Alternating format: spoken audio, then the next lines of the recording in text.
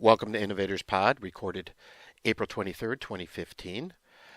In this short clip, we're speaking with Stephanie Shine, a NICU nurse from Brigham and Women's Hospital in Boston. Stephanie has developed an incredible application utilizing Google Glass and tablets to help mothers watch their babies, their premature babies in the NICU when the mother cannot be with them. This is incredible for mother's stress, but we'll let Stephanie tell the story. Here we go. So let's see if we can hear Stephanie. Hi. So we're really excited to be here tonight. We are conducting a study at Brigham and Women's called Love at First Sight, where we are looking at the separation that occurs between a mother and her baby when the baby is admitted to the NICU. So when a baby is admitted to the NICU, it's automatically separated from its mother. The mother must stay in the labor and delivery unit and eventually go to the postpartum floor. So we are enrolling any baby who's admitted to the NICU. They can be premature, they can be full term, but just need critical care. And then we are randomizing the mom into one of three groups. So we have a control group that would get standard of care neurotechnology. We have a FaceTime group that's getting typical FaceTime. So the father or the birth partner would be given an iPad, and they can do FaceTime with the baby and the staff. Our own equipment. So we have four iPads between us and labor and delivery, and then we have one pair of glass. And then there's the glass group. So same thing, mom would be given an iPad. So regardless of which technology she's in, she's using an iPad. And then dad would get glass if they're in the glass group.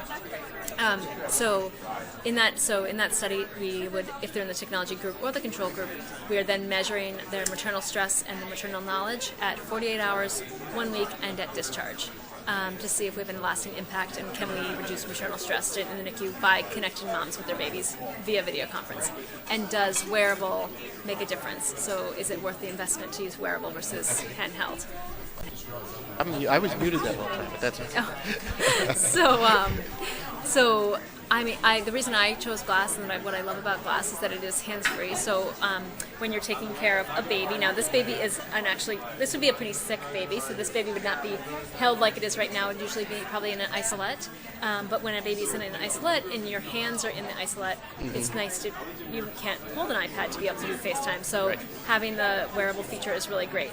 A lot of people ask me about webcams and why webcams wouldn't be just as good, but the webcams, it's really still image, really. So I want a mom to be able to see the baby, but I also want her to see the environment and to be able to interact with the care providers. So if I were the dad wearing glass and I was speaking to you as the nurse or the doctor, you could tell me what's going on with my baby, and mom's in the glass and she's seeing and hearing exactly what you're saying, and she's making conversation and she can ask questions. Whereas opposed to if we're an iPad, it's just kind of propped up and they're not going to hear.